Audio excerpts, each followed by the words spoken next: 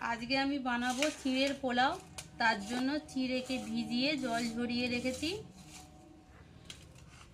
আর তার সঙ্গে লাগবে, তাতে দিতে লাগবে গাজর কুচি, আলু কুচি, কারি পাতা, গোটা গরম মশলা, কাজু কিশমিশ, আচ্ছা তেল,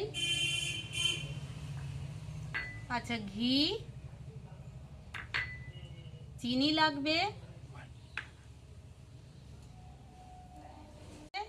আর ঝড়ে উড়ে আসা তেজপাতা, আর লাগবে নুন,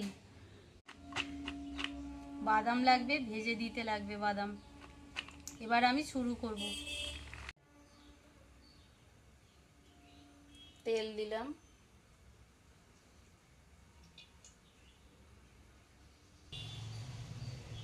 আগে বাদামটা ভেজে নেব তেলে।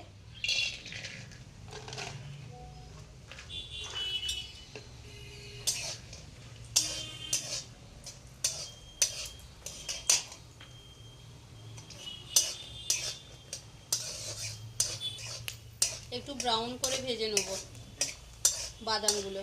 বাদামটা ভাজা হয়ে গেছে, এবার আমি তুলে নেব বাদামগুলো।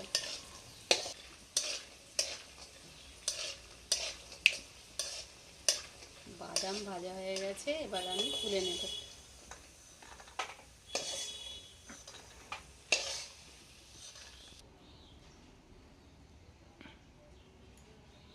আমি এবার ফোড়ন দেব।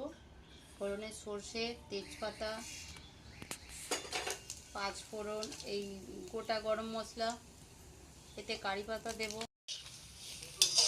স্টার্ট।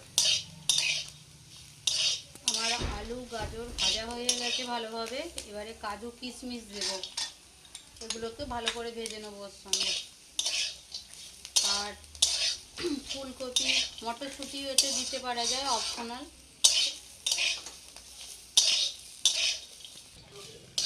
এগুলো ভাজা হয়ে গেছে, এবার চিঁড়ে দেব।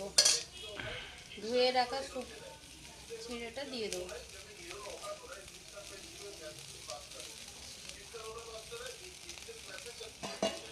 এতে চিনি দিয়ে দেবো।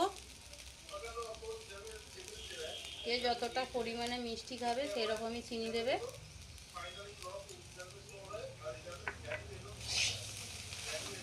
এর উপরে ঘি দেব।